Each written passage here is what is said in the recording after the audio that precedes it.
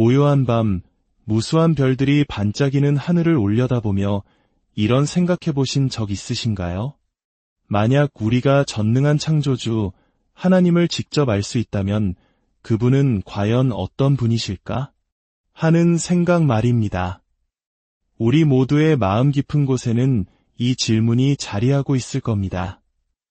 오늘 우리는 위대한 질문에 대한 답을 찾아가는 여정을 함께 떠나보려 합니다.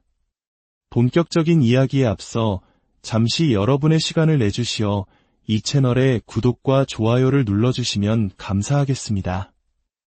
여러분의 작은 손길 하나하나가 하나님의 은혜로운 말씀을 더 널리 전하는 귀한 통로가 됩니다. 이 영상을 시청하시는 모든 분들의 가정과 삶에 하나님의 평안과 축복이 가득하기를 진심으로 기도합니다. 우리 기독교인들은 때로는 세상 사람들이 보기엔 믿기 힘든 놀라운 사실들을 믿습니다. 그 중에서도 가장 핵심적이고도 신비로운 믿음은 바로 이것입니다. 창조주이신 하나님께서 우리와 똑같은 인간의 모습으로 이 땅에 오셨다는 사실입니다.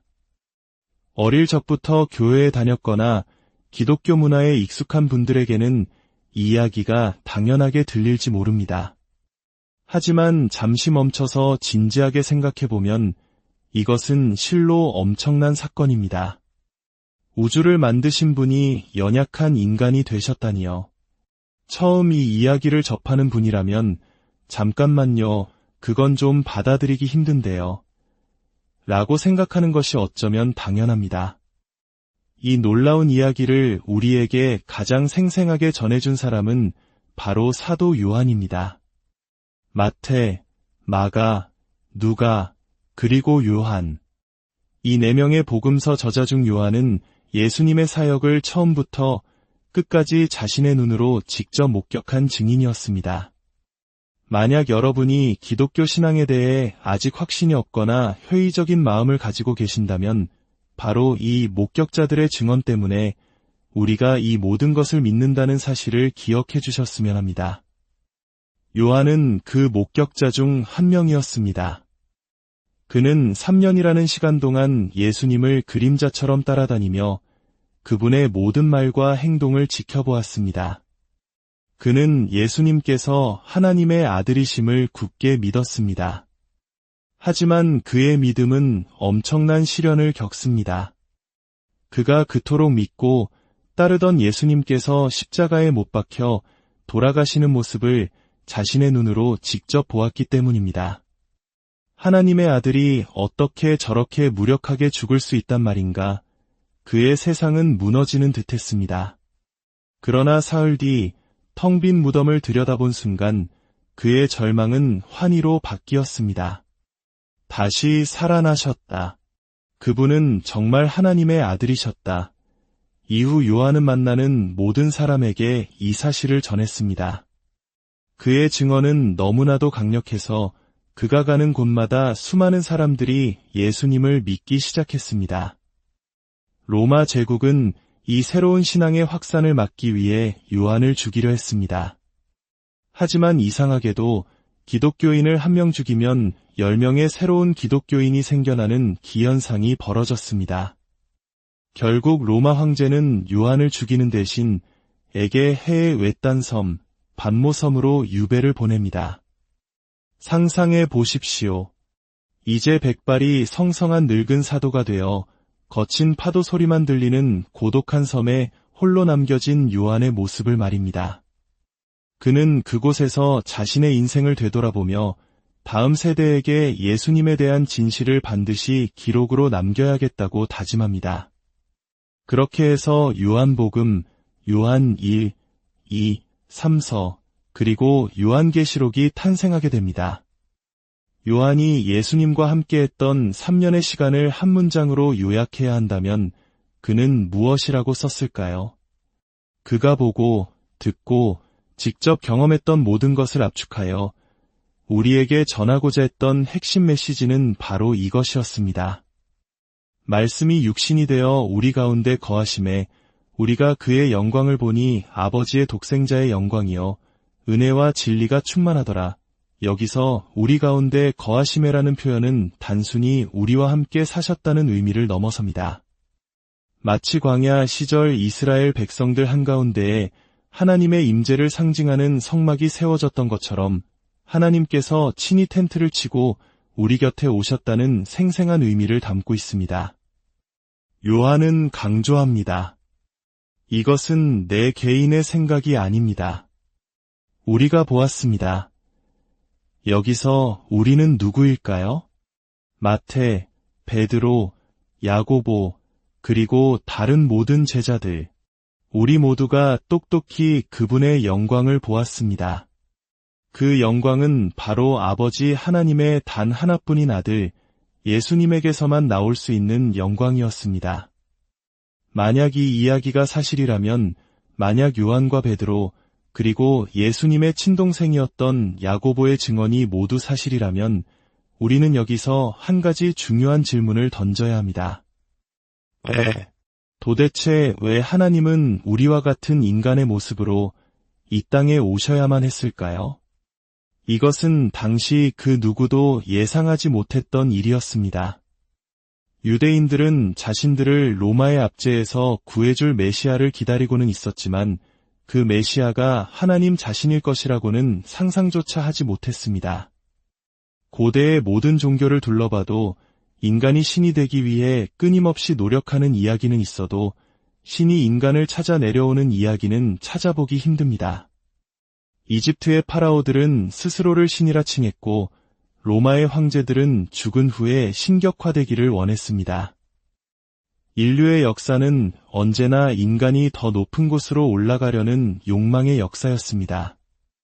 그 누구도 하나님께서 우리를 향해 내려오실 것이라고는 기대하지 않았습니다.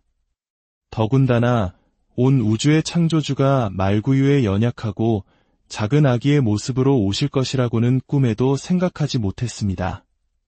만약 누군가 신이 인간 세상에 오는 이야기를 지어낸다면 아마 하늘이 갈라지고 천둥 번개가 치는 장엄한 장면을 상상했을 겁니다. 하지만 예수님의 이야기는 그 어떤 인간도 꾸며낼 수 없는 방식으로 전개되었습니다. 가난한 목수의 아들로 태어나 평범한 몫으로 살아가시다가 어느 날 역사의 무대 위로 걸어 나오셨습니다. 그리고 제자들은 그분을 지켜보고 그분의 말씀을 들었습니다. 보고 또 보고 듣고 또 들었습니다. 그리고 그 모든 시간이 지난 후에 그들은 한 가지 결론에 도달했습니다. 하나님께서 우리와 함께 거하기 위해 인간으로 오셨구나. 오늘 우리는 바로 이 질문에 대한 첫 번째 답을 찾아보고자 합니다. 그 답은 예수님께서 십자가를 지시기 전날 밤 사랑하는 제자들과 나누셨던 마지막 대화 속에 숨겨져 있습니다. 예수님께서는 불안에 떨고 있는 제자들에게 말씀하셨습니다. 내가 곧 떠나게 될 것이다. 그 말을 듣는 순간 제자들의 마음은 무너져 내렸습니다. 예수님이 떠나신다고? 그분이 없으면 우리는 어떡하지? 지금도 우리를 죽이려는 사람들로 가득한데 예수님의 기적과 능력이 우리를 지켜주는 유일한 방패인데 그들의 두려움을 아셨는지 예수님께서 다시 말씀하십니다. 너희는 마음에 근심하지 말라. 하나님을 믿으니 또 나를 믿으라. 잠깐 생각해 봅시다. 만약 평범한 사람이 여러분에게 와서 당신 하나님을 믿죠? 그럼 하나님을 믿는 것처럼 저를 믿으세요 라고 말한다면 우리는 그 자리를 피해야 할 겁니다. 그것은 보통 사람이 할 수 있는 말이 아니기 때문입니다. 이 말은 엄청나게 교만하거나 아니면 정말로 진실이거나 둘 중 하나일 수밖에 없습니다. 그리고 그 자리에 있던 요한은 이 말을 받아 적으며 그 어떤 의심도 하지 않았습니다. 예수님은 계속해서 말씀하십니다. 내 아버지 집에 거할 곳이 많도다. 내가 너희를 위하여 거처를 예비하러 가노니 가서 너희를 위하여 거처를 예비하면 내가 다시 와서 너희를 내게로 영접하여 나 있는 곳에 너희도 있게 하리라. 제자들은 혼란스러웠습니다. 떠나셨다가 다시 오셔서 우리를 데리고 가신다니 도대체 무슨 말씀이신지 이해할 수가 없었습니다. 예수님은 한술 더 떠 말씀하십니다. 너희는 내가 어디로 가는지 그 길을 알고 있다. 그때 제자들을 대표해서 도마가 손을 들고 질문합니다. 주님, 저희는 주님께서 어디로 가시는지도 모르는데 어떻게 그 길을 알 수 있겠습니까? 우리 모두가 공감할 수 있는 솔직한 질문이었습니다. 그러자 예수님께서 역사의 길이 남을 선포를 하십니다.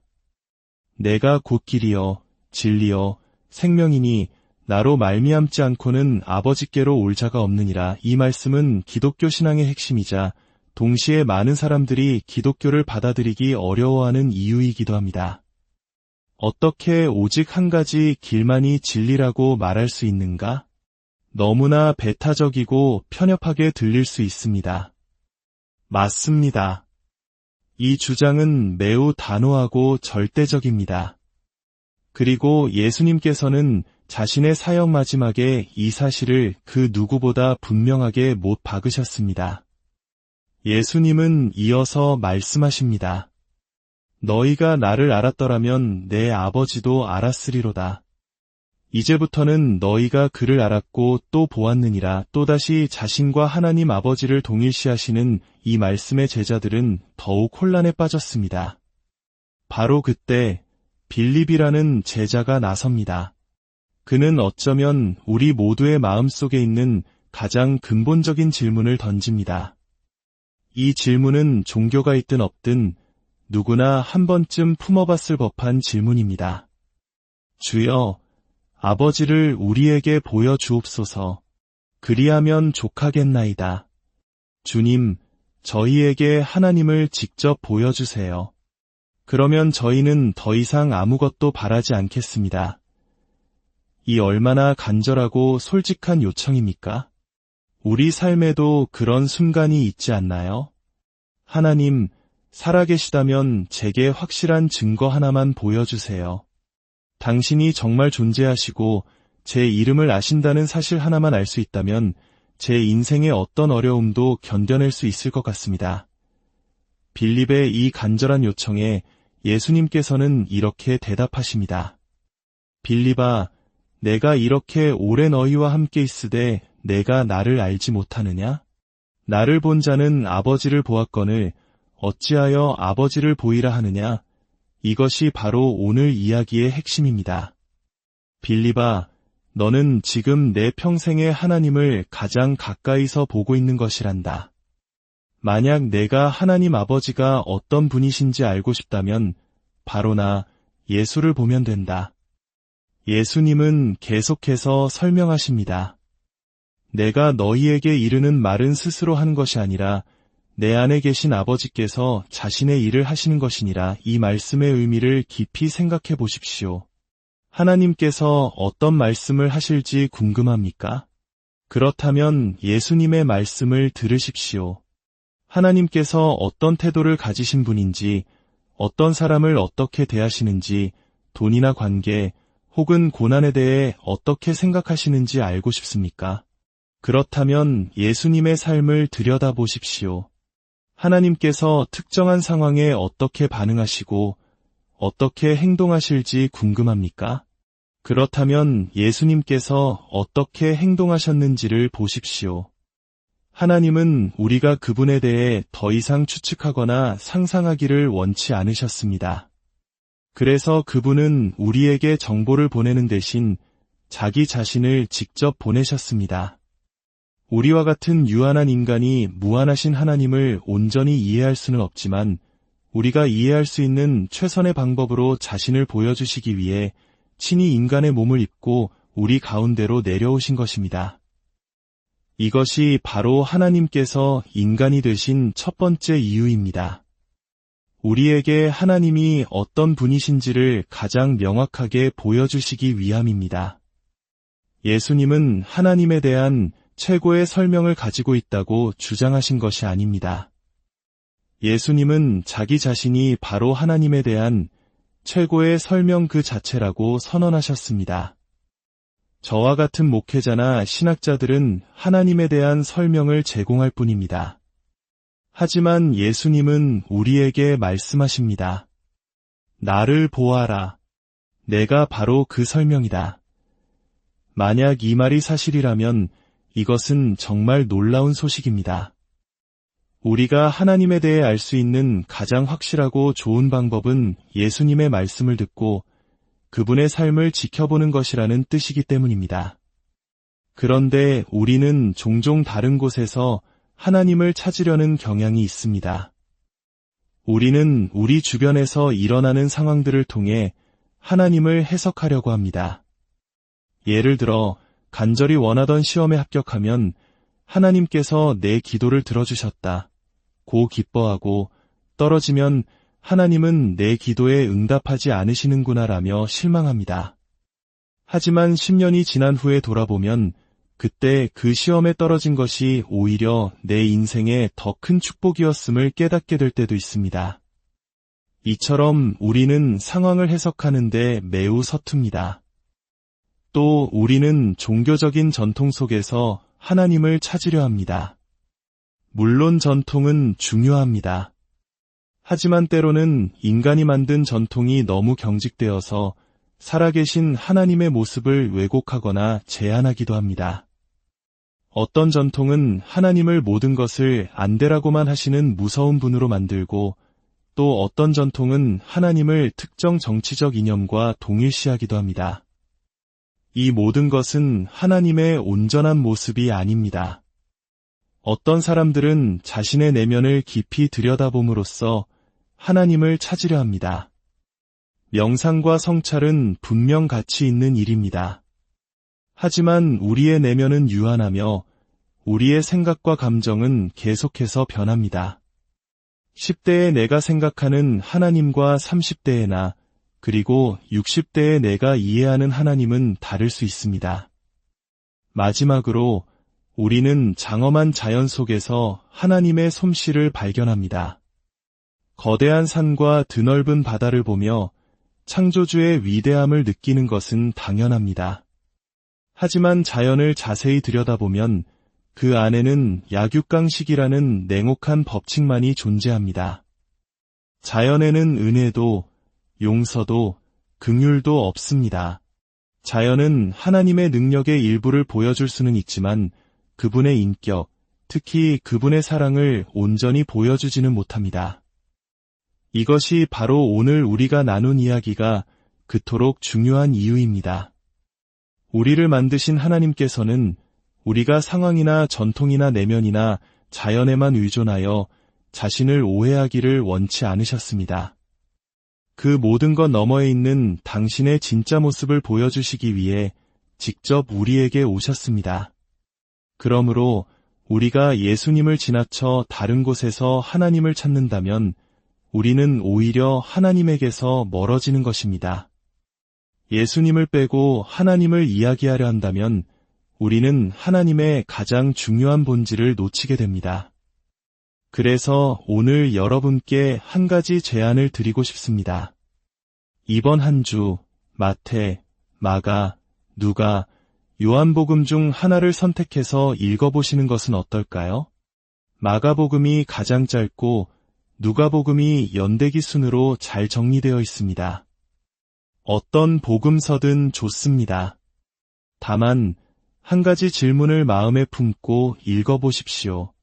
나는 이 아들 예수님을 통해 아버지 하나님에 대해 무엇을 배울 수 있는가? 여러분의 노트나 휴대폰 메모장을 펴고 예수님의 말씀과 행동을 통해 깨닫게 된 하나님의 성품을 하나씩 적어보십시오. 하나님께서 인간이 되어 우리 가운데 오신 이유는 바로 우리가 그분을 알게 하시기 위함이었기 때문입니다. 오늘 이 이야기가 여러분의 삶의 작은 등불이 되기를, 그리고 하나님의 사랑을 더 깊이 알아가는 귀한 여정의 시작이 되기를 기도합니다. 여러분의 모든 걸음에 주님의 은혜와 평강이